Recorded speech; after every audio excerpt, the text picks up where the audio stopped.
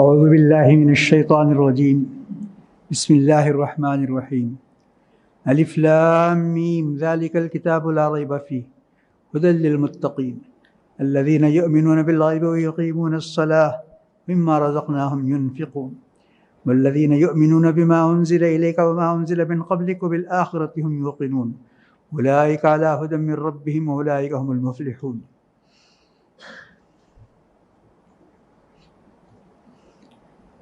حفاظتی تدابیر جو وزارت صحت کی طرف سے پیش کی جاتی ہیں ان کو بار بار دہرایا جا رہا ہے۔ امام صاحب بھی ہر نماز کے بعد بتاتے ہیں، اب حافظ صاحب نے بھی آپ کو بتایا۔ یہ سب کسی خوف کی وجہ سے نہیں ہے، بلکہ جس کی جتنی عمر ہے اس نے اتنے رمضان دیکھے ہوں گے، لیکن گزشتہ رمضان جو گزرا اس کی تلخ یادیں، وہ رمضان کیا تھا؟ بالکل ویران تھا اور بے جان تھا۔ تو ہر ایک کی یہ خواہش ہے، دعا ہے اور کوشش ہے کہ ایسا نہ ہونے پائے۔ تو ہماری ذرا سی بے احتیاطی بہت سے مسائل پیدا کر سکتی ہے، تو ہمیں ان سب باتوں کا خیال پورا رکھنا چاہیے کہ ہمارا رمضان بہت امن کے ساتھ، اطمینان کے ساتھ اور سکون کے ساتھ گزرے، اس کا ہمیں خیال رکھنا چاہیے۔ ہر بات میں شریعت کی اجازت بھی ہے ہمیں ان چیزوں پر۔ اب یہ دیکھیے، نماز ختم ہونے کے بعد وظیفہ پڑھنا، تسبیح پڑھنا، یہ بہت اچھا ہے، بلکہ یہاں تک بھی کہا گیا کہ ایک آدمی ایک نماز پڑھ کر وظیفہ پڑھتے پڑھتے دوسری نماز کا انتظار کرتا ہے تو اس کا پورا وقت نماز ہی میں صرف ہوا، ایسا بھی کہا گیا ہے۔ لیکن اللہ تعالیٰ نے یہ بھی بتایا کہ ضرورت مند سلام پھیرنے کے ساتھ اٹھ کر چلے جائیں گے اور راستے میں چلتے چلتے وہ وظیفہ کر لیں گے۔ سورہ جمعہ کے اندر بتایا گیا فَإِذَا قُضِيَتِ الصَّلَاةُ فَانتَشِرُوا فِي الْأَرْضِ وَابْتَغُوا مِن فَضْلِ اللَّهِ وَاذْكُرُوا اللَّهَ كَثِيرًا۔ رستے میں چلتے چلتے جتنا وظیفہ پڑھنا ہے، جتنی تسبیح پڑھنا ہے، یہ پڑھ لو، سلام پھیرنے کے ساتھ اٹھ کر چلے جاؤ۔ تو یہ تمام مصلحتوں کو سامنے رکھ کر ایسی کوئی بات نہیں ہونے دینا چاہیے کہ گزشتہ رمضان جس کو یاد کرتے ہیں تو ہمارے رونگٹے کھڑے ہو جاتے ہیں، ایسی نوبت نہ آنے پائے۔ تو میں نے آپ کے سامنے سورہ بقرہ کی ابتدائی آیتیں پڑھی ہیں۔ یہ قرآن شریف کی سب سے لمبی سورت ہے، بڑی خصوصیتیں ہیں اس سورت کی۔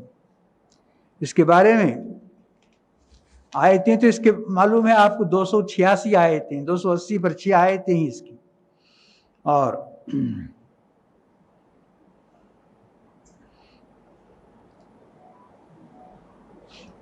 6021 الفاظ ہیں اس کے اندر،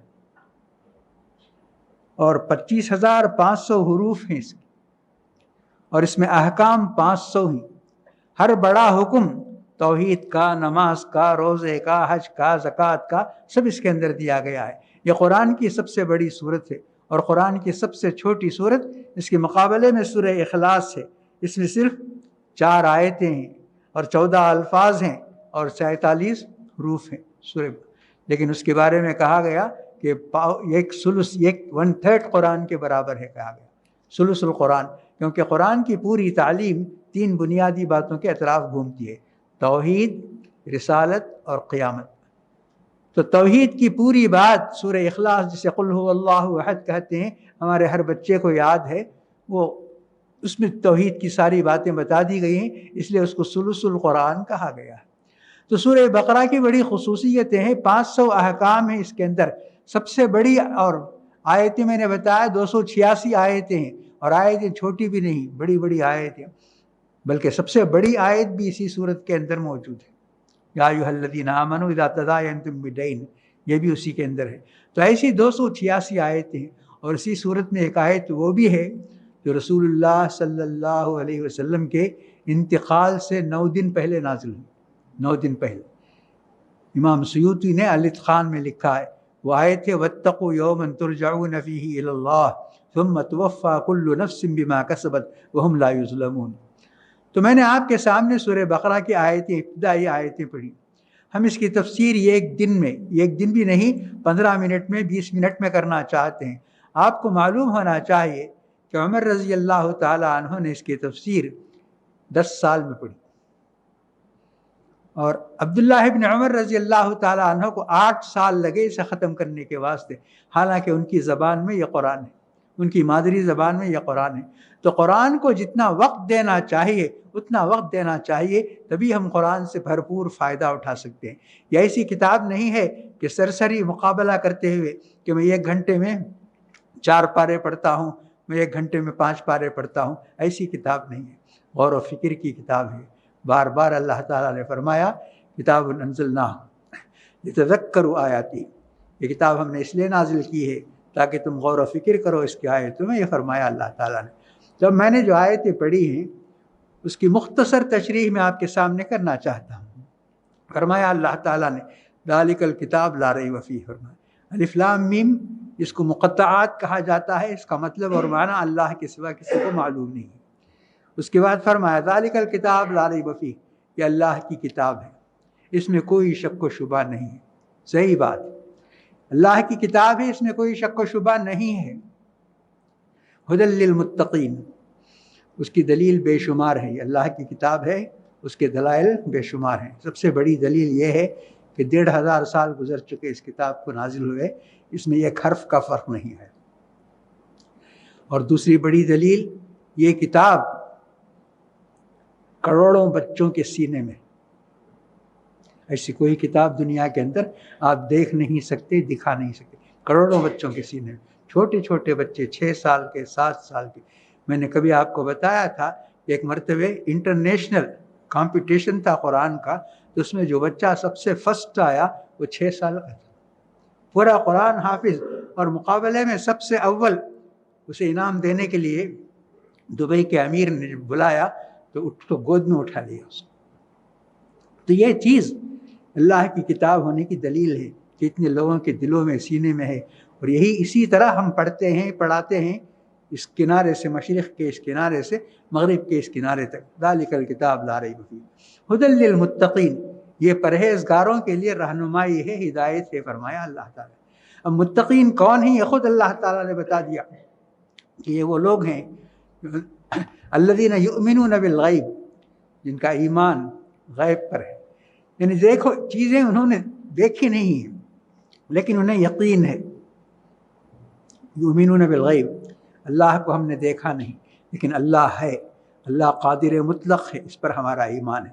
اس پر پورا ایمان ہونا چاہیے، صرف کہنے کے لیے نہیں، سننے کے لیے نہیں ہے۔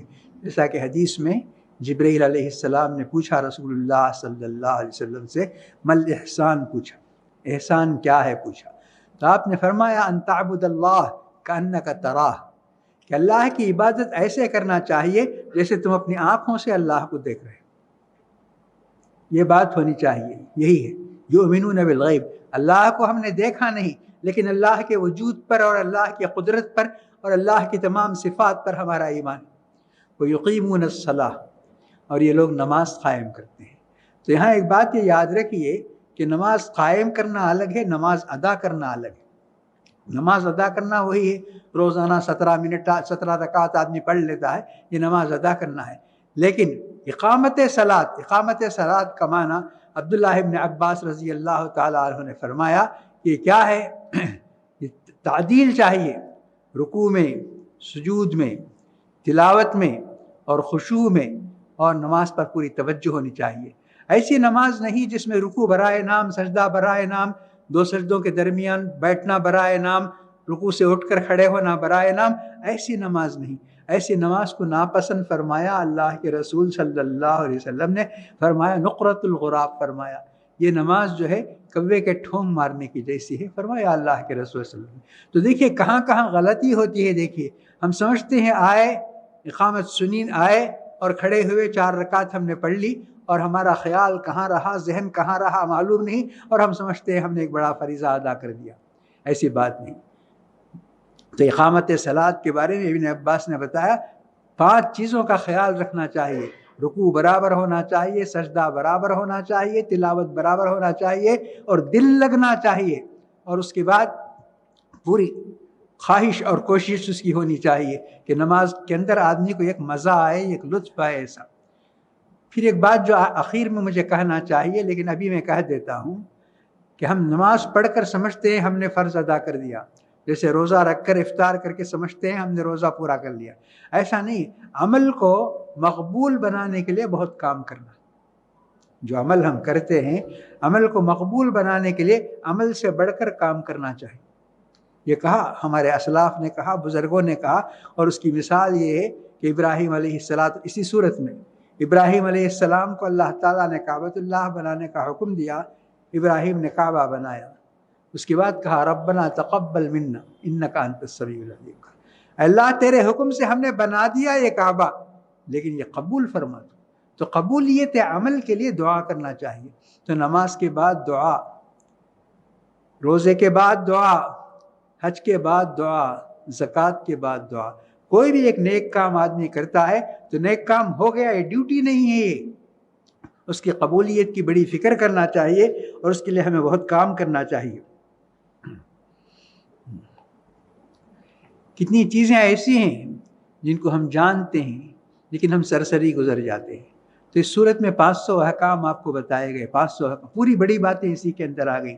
ایمان کیا ہے، عقیدہ کیا ہے، نماز کیا ہے، حج کیا ہے، روزہ کیا ہے. روزے کے بارے میں آج پڑھا گیا، آپ نے سنا ہوگا کہ روزہ سب سے پرانی عبادت ہے، اللہ تعالیٰ نے فرض کیا، جیسے پہلی قوموں کے اندر بھی ہوا.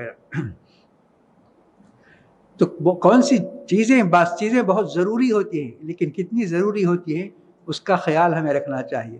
اگر وہ چیز ضرورت سے بڑھ جاتی ہے تو نقصان دہ ہو جاتی ہے. جیسے پانی ہے، کشتی کے چلنے کے لیے بہت ضروری ہے. اگر پانی نہیں ہے تو آپ کی کشتی ہلے کی بھی نہیں، کھسکے کی بھی نہیں. لیکن وہی پانی اگر بہت زیادہ ہوگا تو کشتی کا ڈوبنا یقینی ہے، لازمی ہے. تو دیکھیے ایک خیال ہمیں کرنا چاہیے. یہی اللہ تعالیٰ چاہتا ہے کہ آدمی کو کس چیز کی کتنی ضرورت ہے، اس ضرورت کے مطابق اسے حاصل کرنا چاہیے اور اس پر بھروسہ اسے کرنا چاہیے. اس سے زیادہ اگر کرے گا تو وہ چیز بھی نقصان دہ، اور اگر وہ چیز نہیں ہوگی تو بھی اس کے ساتھ یہ ہو جائے گا.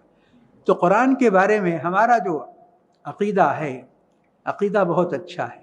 یہ اللہ کی کتاب ہے، یہ ہمارا عقیدہ ہے، اور انسانوں کی ہدایت کے لیے، رہنمائی کے لیے، انسانوں کی حکمت کے لیے، انسانوں کی حکومت کے لیے یہ کتاب اللہ تعالیٰ نے نازل فرمائی. اور اس کی مثال آپ دیکھ سکتے ہیں کہ تہذیب کی شمع روشن کی اونٹوں کے چرانے والوں نے. کچھ بھی نہیں تھا ان کے پاس، ان کو حکومت کرنا نہیں آتا تھا، اونٹ چرانا نہیں آتا تھا، ایسے تھے وہ لوگ. لیکن یہ قرآن نازل ہونے کے بعد انہوں نے ایسی حکومت کی کہ آج بھی انصاف پسند حکمران خواہش کرتے ہیں کہ کاش ہم بھی ایسی حکومت کر سکے، ایسی حکومت ہو سکے، یہ سوچتے ہیں. تو مسلمان کا ایمان قرآن پر بہت زبردست ہے، اور احترام قرآن کا اتنا ہے کہ ہم قرآن کے لیے جان دینے کے لیے ہمیشہ تیار ہیں. اگر کوئی قرآن کی توہین کرتا ہے تو ہم اس کے لیے مرنے کے لیے تیار ہیں، مارنے کے لیے تیار ہیں، لیکن قرآن پر جینے کے لیے ہم تیار نہیں. یہ چیز سوچنا ہے. قرآن کی تعلیمات کے مطابق ہمیں جینا چاہیے.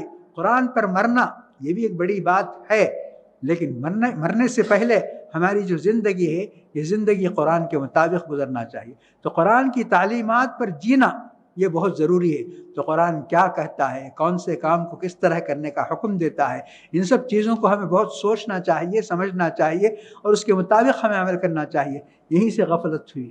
ہم نے یہ سمجھا کہ قرآن کو آنکھوں سے ہم لگا لیں گے، سر پر رکھیں گے، سینے سے لگا لیں گے، طاق پر رکھ دیں گے تو ہم نے قرآن کا احترام مکمل کر لیا. اور کوئی قرآن کی توہین کرتا ہے تو اسے ماریں گے، اس کے راستے میں مر جائیں، یہ ہم نے سمجھا.